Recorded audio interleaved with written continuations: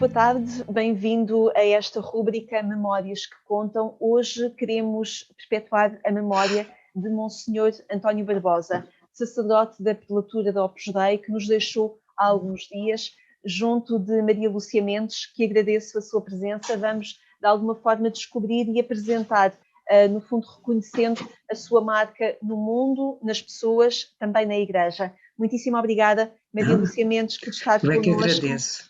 A minha primeira pergunta seria para perceber o encontro de dois percursos, o seu e o do Monsenhor António Barbosa. Como é que se conhecem, como é que se encontram? Olha, eu conheci-o há mais de 50 anos. Portanto, era uma jovem universitária que procurava Deus. Eu queria me casar, já tinha noivo, mas procurava meter melhor Deus na minha vida e ao mesmo tempo tinha uma grande ânsia de justiça social. E, aliás, eu acho que isso era um bocado típico da minha geração. Todos nós nos entusiasmávamos imenso com esses grandes ideais de justiça. Nessa altura, conheço o padre António Barbosa, que ainda por cima tinha uma ponte com o meu marido, porque ele tinha feito o seu curso de jornalismo, tinha começado por medicina, depois tinha feito jornalismo e era sacerdote. E o meu marido, que não era ainda meu marido, mas interessava-se imenso por jornalismo, e isso aproximou-os dois. E a parte tinha sido publicada uma encíclica de Paulo VI, Populorum Progressio, e isso tocou-nos a muitos estudantes universitários, tocou-nos profundamente e nós líamos, e ele animou-me imenso a promover debates, promovia debates não havia estas redes sociais na altura, mas era nas residências universitárias por onde eu passava, era em salas da faculdade, a ponto isto marcou tanto a nossa vida que eu acho que quantos de nós sabíamos de cor dizer o novo nome da paz é desenvolvimento. Pronto, isto era popular um progresso e ele estava, e ao mesmo tempo com um realismo enorme levava-nos a concretizar, a não ficar na teoria, a ir aos bairros que então nós dizíamos os bairros de lata, a ajudar. Exatamente, ver como é que podíamos ajudar aquelas pessoas, como é que podíamos levar Deus também àquelas pessoas, mas quer dizer, não era só ensinar a catequese, não, era puxar por eles a todos os níveis, promovê-los socialmente. E isto foi extraordinariamente importante. E em simultâneo, puxava pela minha vida interior, de tal maneira que eu um dia, com aquela ingenuidade própria, assim dos começos, eu lhe disse cheio de entusiasmo, sabe que eu acho muito fácil compaginar as múltiplas atividades que eu tinha, a preparação do casamento que ia ser nos primeiros dias de agosto, faltavam para aí uns 3 meses ou 4, e acabar o curso, estava no último ano da faculdade, compaginar todas estas coisas com aquela procura de Deus, com uma vida interior que se ia enriquecendo, onde punha a missa diária, onde lia o Evangelho, procurava rezar o terço, procurava ter um tempo dedicado apenas à oração, e disse que era muito fácil fazer. Ele ri-se para mim, ele tinha as pessoas muito engraçadas, e eu, está bem, ó prima, e ele diz-me assim para mim, olha, tu sabes, isso assim é como aquela menina que tem uns sapatinhos novos e que vai ao baile, dança feliz a noite toda, não lhe doem os pés, está entusiasmada, feliz. No dia seguinte é que lhe doem os pés. Depois explicou-me, animou-me a continuar, mas que logo com realismo que a vida não ia ser assim. E olha, quantas vezes na minha vida eu disse, Senhor, os sapatos estão apertados, Senhor, dá-me os pés, lembrando-me disso, desta imagem que me deu a mim. O meu marido, já estávamos casados, dizia, sabes o que é que ele me disse? E então o que é que ele te disse? Olha, rapaz, tu agora és general, mas vais-te casar. E dentro de pouco tempo vais ser despromovido. Passas a major, a capitão, nascem os filhos, ficas soldado raso. Mas nessa altura é que tu vais ver como és feliz. Feliz com a tua família, feliz a servir os outros.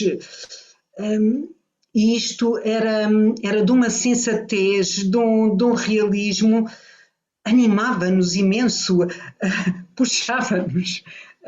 Isto tocou e depois, olha, foi-me acompanhando muito ao longo do percurso. Acabava sempre as nossas conversas, muitas vezes dizia assim, e faça favor de ser feliz, menina. Faça favor de ser feliz. Um dia eu fui fazer um retiro, já passado, já sei lá, eu sou casada e tenho 6 filhos. Há todos crescidos e netos. Bem. E então, pois, não sei muito bem, sei lá, nos anos 90, não importa, fui fazer um retiro. E o retiro, eu chego um bocadinho atrasada, integro-me no retiro, e era Edith Stein para aqui, Edith Stein para lá, e eu não fazia ideia de quem ela era, eu pensei quem ela será e tal, mas prestei atenção. Do que é que ele tratava? Falava dela, partindo do testemunho de uma vida, partia desta procura da verdade, com liberdade, para chegar a Deus.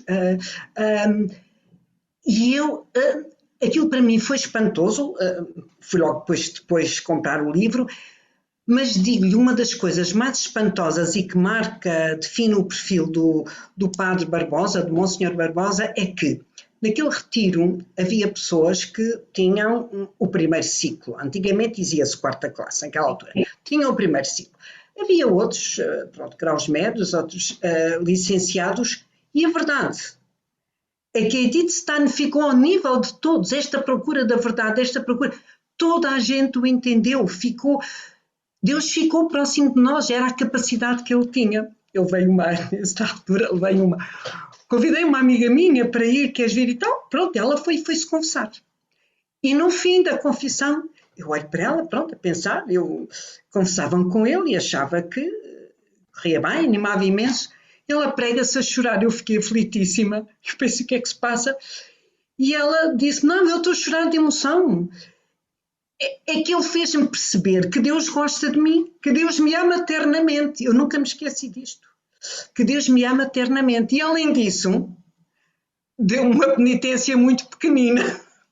Ela estava habituada a ter assim uma penitência grande e tal, 1/3. Além disso, uma penitência pequenina. E ela ficou animadíssima, felicíssima. Depois ria, quer dizer, ela chorava na altura da emoção. Portanto, e isto, eu às vezes quando penso no Monsenhor, penso que ele tem algo de muito parecido com o Papa Francisco. Eu digo-lhe que hoje em dia é até assim um bocadinho já mais forte, mas na alegria, na bonomia, na capacidade de amar os pobres, mais pobres, de nos levar a amar todos.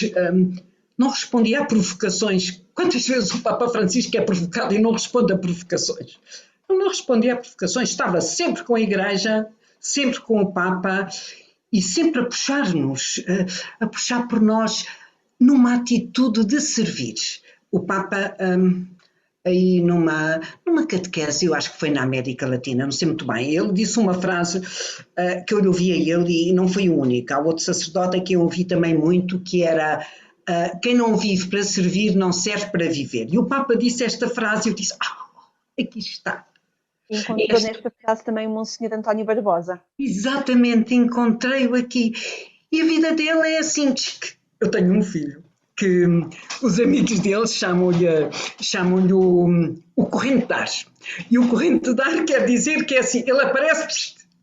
E o Monsenhor António Barbosa era assim um bocadinho, mas era o corrente de alegria, cheio de energia. Ele agora, com 80 e tal anos, continuava cheio de alegria, mas desaparecia. Como é que eu hei de explicar? Ele não era dono das almas. Ele conseguia sentar-nos à beira de Jesus. Eu comovo quando penso em tantos.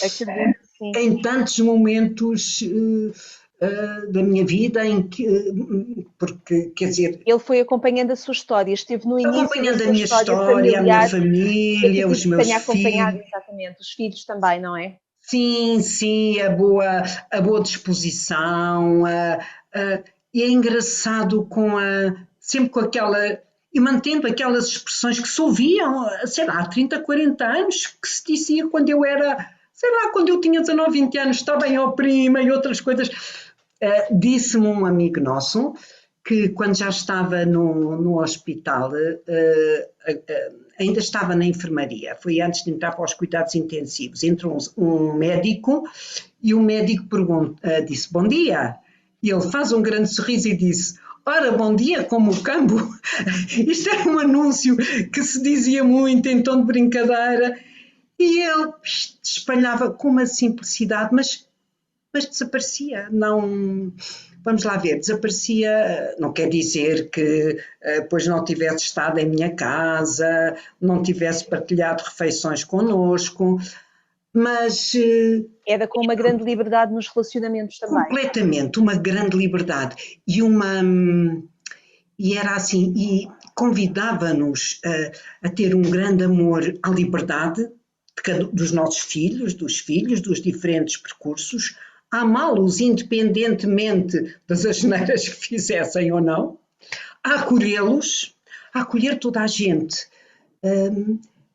a sofrer com os sofrimentos dos outros. Eu conheço pessoas por quem ele discretamente se interessou e encontrou trabalho para elas, sabia que no sítio tal talvez precisassem, pronto, Tinham para cuidado, encontrar, tinham cuidado sim, discreto sobre as pessoas. completamente discreto, mas nós sabíamos que podíamos contar com ele, que bastava um telefonema, preciso, uh, preciso que ouça o meu desabafo, ou preciso que me ouça em confissão, ou preciso de um conselho, e ele estava atento, estava muito atento a todos nós e não queria deixar de me esquecer, lembrei-me agora de repente quando eu falei das preocupações sociais, eu lembro-me em pregações dele, de ouvir, quando eu falava de coerência de vida do cristão, que a nossa coerência tinha que ser levada às últimas consequências, pagar o salário justo, ter o cuidado de ter, por exemplo, a sua empregada, a sua mulher a dias inscrita na segurança social, de lhes pagar o salário justo. E fazia perceber perfeitamente que não era um favor, que não era uma caridade, isto era aquilo que deveríamos fazer, com toda, pronto, uma questão de justiça. E isto, mas isto tudo ao mesmo tempo sabe o que é, pelo menos o que eu sinto, é que ele me disse, tu é que tens de fazer o caminho. O ponto de chegada é este, disse que tu queres, sem desânimos, tens de fazer o caminho, mas és tu que fazes. A descoberta, eu posso ajudar a alguma coisa, mas a descoberta de Deus és tu que a tens de fazer no teu coração, tu, com esse diálogo. Isto foi determinante na Parece-me um vida. convite a descobrir e a participar de uma igreja muito próxima. Era Sim, isso que sim, Monsenhor sim, António Barbosa convidava. sim, pode E, no crer, fundo, sim. mostrava, ele próprio se mostrava como uma igreja muito próxima. Muito próxima mesmo, muito próxima, uma igreja onde cabiam todos. Eu às vezes, houve uma altura que morava em Cantori, que estava ali na paróquia de Santo Condestável, e às vezes sentava-se, andava assim ali um sem-abrigo um pouco perturbado, ele então entrava e levava muitos sacos, e sentava-se. E um dia estava e eu pensei, o Padre Barbosa, se estivesse aqui, era o lugar que ele escolhia para se sentar ao lado dele. E olhei para ele e ri, e depois no fim, sabe uma coisa? Esse sem-abrigo olhou para as suas moedinhas e tirou a moedinha maior e deu a moedinha. E eu disse, realmente vale a pena ocupar os lugares que o Padre Barbosa ensina a ocupar. sem dúvida. Portanto, Que legado é que é importante manter? No fim, ao fim e ao cabo, como relata estas atitudes que o Monsenhor António Barbosa tinha, parece-me que é esse legado de uma igreja despretensiosa, mas que convida a uma sim, seriedade na fé afirmada, não é? E é isso que é importante propor da sua vida hoje, sim, quando nos sim, damos conta do seu desaparecimento, mas queremos sim. propor a sua memória. Perfeitamente, caracterizou perfeitamente. Perfeitamente. É isso mesmo. Uma igreja que importa também levar a quem ouve falar da igreja, se calhar de uma forma mais austera e distante. Ai, sim, sim, sim, sim, de todo. E uma igreja onde cabem os intelectuais e os não intelectuais. Quando eu digo os não intelectuais, é assim, ele foi um homem que soube transmitir, pronto, com este amor a Deus e à Igreja e aos outros, a, a gratidão de viver em Deus, de viver com Deus e levar os Deus aos outros. Ele tem uma expressão que, quando ele estava muito mal, um amigo nosso mandou em SMS, era assim mais ou menos: a gratidão é a memória do coração. E, e, de facto eu guardo estas coisas todas com muita gratidão. Um dia ele diz-me assim: se queres ser santa, ser muito grata, menina, muito grata, agradece a Deus, agradece aos outros. É isso. O menina denota muito carinho. Sim, sim, continuava. E ele disse-me isto: menino ou de menina não tinha nada, já era, enfim, uma senhora, agora sou uma avó.